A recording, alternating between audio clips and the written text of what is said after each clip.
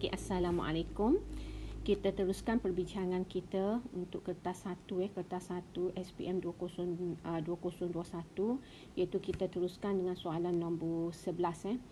Rajah 7 menunjukkan pengayunan suatu bahan di dalam air. So bila kita tengok pengayunan suatu bahan di dalam air, so bahan tersebut terdiri daripada atom nitrogen, atom hidrogen lah.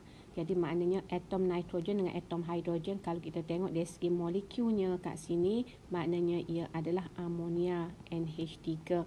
Okey.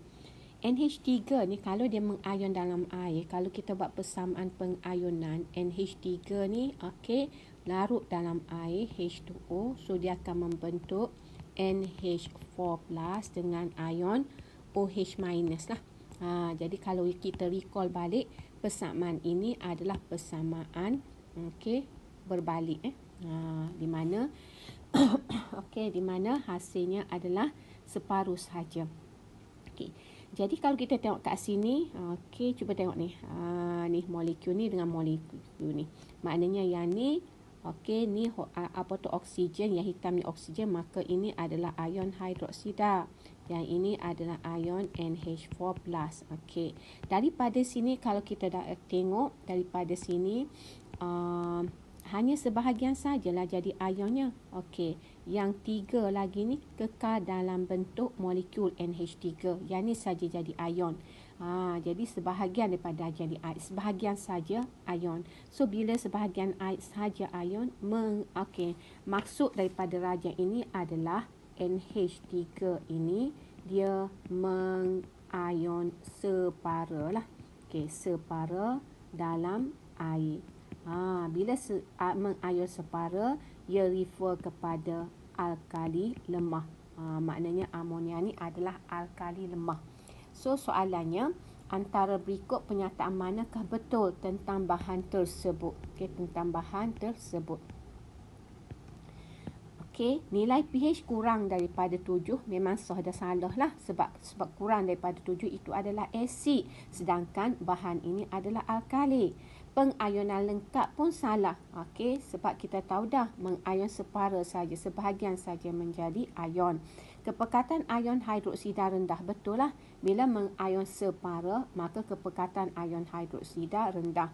Bilangan mol ion hidrogen tak ada kaitan dengan ion hidrogen sebab ini adalah alkali. Maka jawapannya adalah C. So kita pergi kepada soalan nombor 12.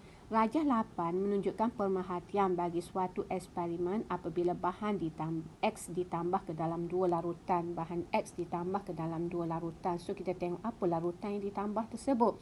So bahan X ditambah dalam asid ditambah dalam alkali.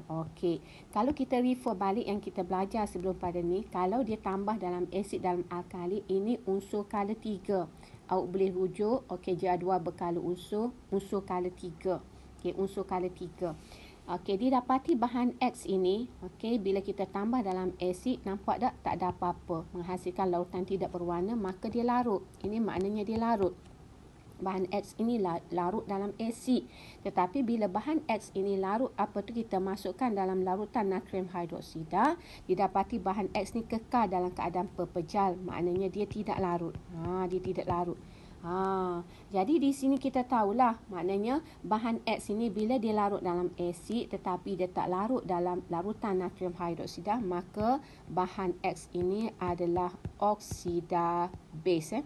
Oksida base ni boleh rujuk unsur kala 3 dan jadual berkala unsur. Oksida base. So yang mana satu oksida base? Inilah magnesium oksida ni lah oksida base. Manakala aluminium ni adalah oksida amfoterik. Yang dua-dua ni, ini adalah oksida asid. Jadi oksida base adalah magnesium oksida.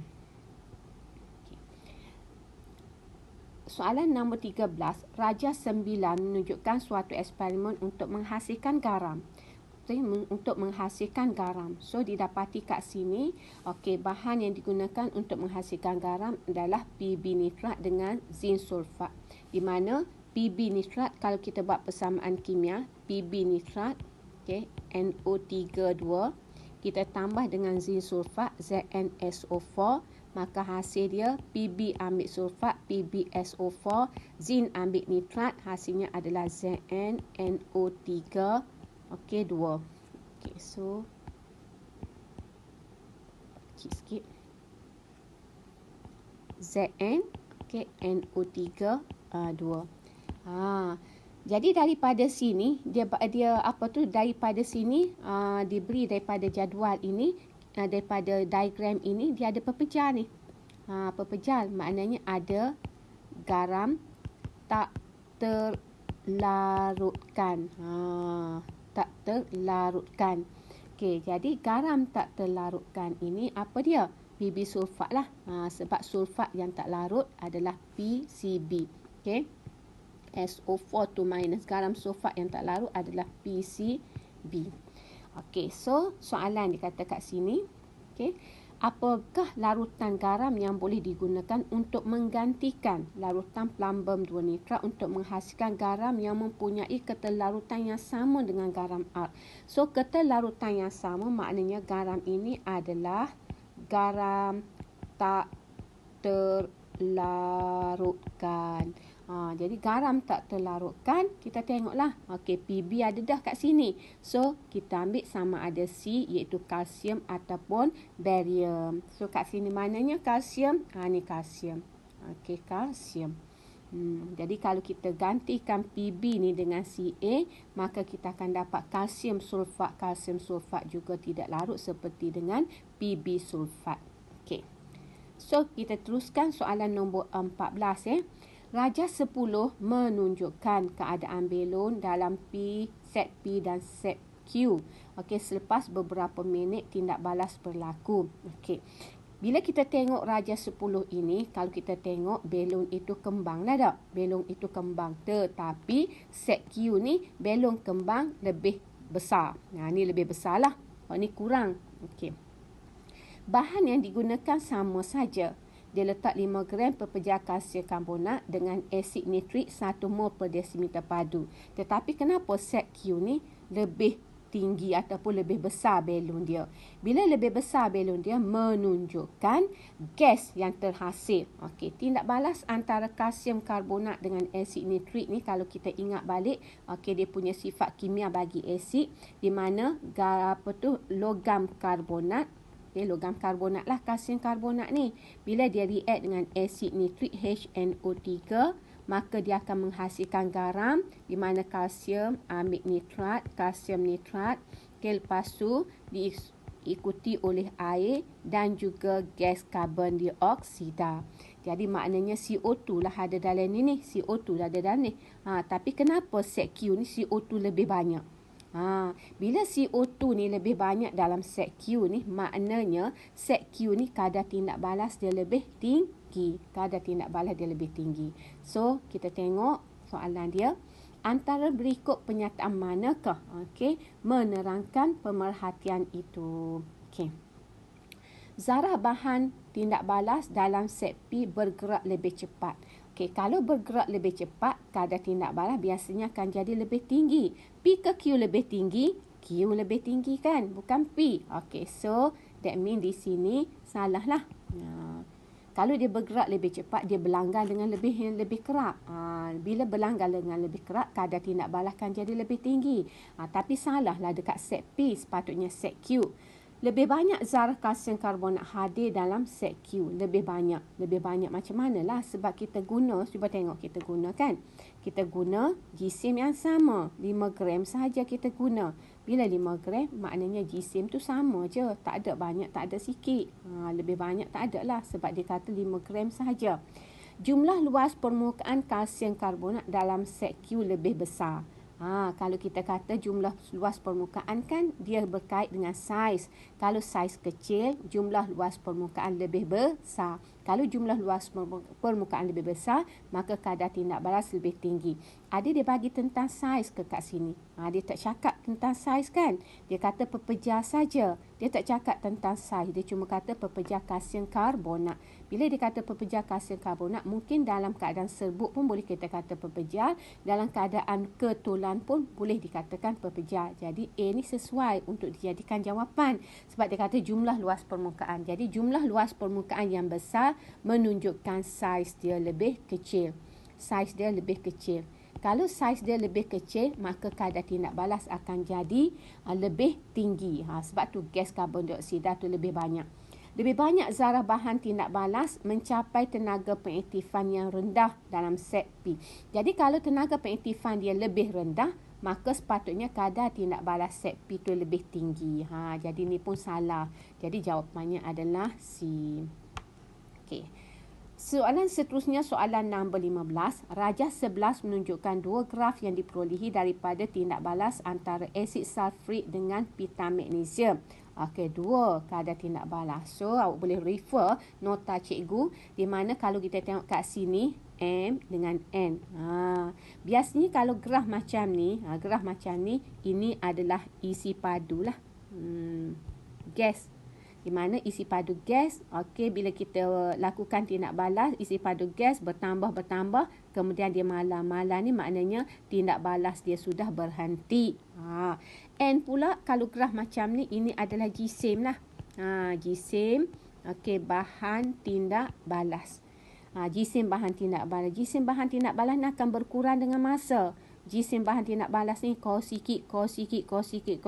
Lama-lama tindak balas sudah selesai. Kalau kita nak oyak eksperimen ni, biasanya kita letak bahan dalam kelangkun macam ni. Lepas tu kita letak atas neraca penimbang.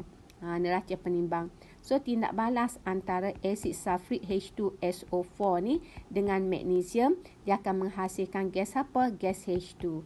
Jadi bila gas H2 terbebas ke udara, maka jisim akan jadi berkurang. Sehinggalah kalau kita kata pita magnesium berlebihan, maka kenapa dia tak sampai kosong? Sebab ada pita magnesium yang berlebihan.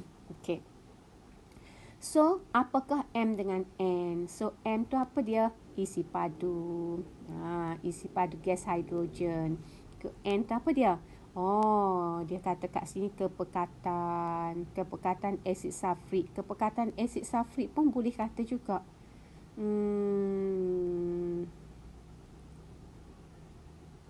Kepekatan isi padu satu saja ni kan. Okey. Dia bagi kat sini kepekatan asid sulfurik. Okey, kepekatan asid sulfurik berkurang dengan masa. Okey, kepekatan asid sulfurik. Okey, memanglah kalau kita tengok kepekatan asid sulfurik ni kau kurang sebab dia sudah bertindak balas dengan pita magnesium, maka lama-lama kepekatan dia mala. Mala ni maknanya magnesium sudah habis bertindak balas. Jadi kat sini kita juga boleh katakan tidak jisim lah. Tadi kita cikgu letak jisim ni, kita seolah-olah refer kepada pita magnesium. Tapi sekarang kita boleh kata kepekatan juga di sini. Okey, kepekatan H2SO4, di mana kepekatan H2SO4 berkurang dengan masa. Kau kurang, lama-lama kepekatan dia mala. Apa kepekatan dia mala? Sebab semua pita magnesium ini sudah bertindak balas dengan lengkap. Okey, jadi jawapan yang paling sesuai kat sini adalah D. Okey, jawapan yang paling sesuai adalah D. Okey. So, soalan seterusnya, soalan nombor 16. Okey, soalan nombor 16. Aku tak tahu. Okey, pewter adalah campuran antara atom R, okey, kuprum dan juga antimoni. So, apakah R? Okey, pewter ni mestilah R ini adalah stannum. Hak ni awak kena itulah. Awak kena ngapa hak ni. Rajah 12 menunjukkan diameter lekuk yang terhasil daripada eksperimen untuk mengkaji kekerasan bagi 3 jenis bahan. Kalau kita tengok dari segi bahan ini, okey, R, Q dengan P, okey, hok mana paling lembut sekali? R lah, sebab diameter lekuk dia lagi ni. Okey, eksperimen ini kalau kita recall balik, okey, eksperimen kalau kita recall balik, kita ada bongkah lah. Bongkah, lepas tu kat sini kita letak steel. Kita letak keluli. Nah, ni berbola keluli. Keluli. Lepas tu, kita ada kaki retok. Kat sini kaki retok kat sini. Okey. Kaki retok. Lepas tu kita gantung pemberat. Gantung pemberat. Ni pemberat. Lepas tu kita jatuhkanlah pemberat ni atas berbola keluli. Jadi ni, bahan art ataupun bahan Q ataupun bahan P. Jadi jatuhkan pemberat atas bola keluli. Berbola keluli tadi akan memberikan tekanan kepada bahan ni. Jadi dia akan buat lekuk lah. Lekuk bekas keluli tu pada bahan art, bahan Q, bahan P. So bila kita dapati lekuk lebih besar, maknanya dia lebih lembut lah. Jadi hok paling keras sekali adalah Q. Diikuti oleh P, kemudian R. So soalan ni dia kata, antara P, Q dan R serta susunan kekerasan, apa dia tu? Kekerasan dalam tertib menaik. Dia susun kekerasan ikut tertib menaik. Serta susunan. Ni susunan lah. Hok paling keras sekali gapo dia? Q. Tertib menaik. Tertib menaik maknanya kalau dia kata tertib menaik, kita ambil lembut sekali lah. Hok lembut sekali gapo dia? R. Diikuti oleh P, diikuti oleh Q. R, P, Q. R, P, Q. Ni pilihan. Hok ni salah, hok ni salah. Tertib menaik. R, P, Q. So sekarang kita tengok. R ini paling lembut. Paling lembut mestilah logam tulen. R ni mestilah logam tulen. Jadi antara loyan dengan kuprum, kuprum ni logam tulen. Loyan ni adalah alloy. Alloy ni keras lah. Alloy ni keras. Jadi jawapan kita teruslah dapat B. Tak perlulah ingat banyak-banyak. Cari ke dia macam tu saja kita nak cari jawapan. Soalan nombor 18. Rajah 13 menunjukkan suatu sel kimia. Bila kita sebut sel kimia, dia mesti dua elektrod yang berbeza, iaitu X dengan Y, celup dalam elektrolit ni mesti elektrolit lah. Elektrolit ni adalah bahan yang boleh mengkondensasikan arus elektrik dalam keadaan leburan ataupun larutan aqueous. So antara pernyataan berikut, proses manakah yang betul berlaku di X dengan Y? So kita tengok apa lagi clue. Clue dia bagi apa? Dia bagi ni negatif terminal, yang ni positif terminal. Negatif terminal ni adalah tempat donate. Donate elektron. Ni tempat receive lah. Receive ataupun terima elektron. Donate elektron, sini berlaku pengoksidaan. Sini berlaku penurunan. Dan sini adalah anode. Sebab anode tempat donate. Donate pengoksidaan. Sini adalah katon. Tu yang kita dapat lah. Daripada clue yang dia bagi, kita dapat benda ni. Kita dapat ini. So, soalan dia apa?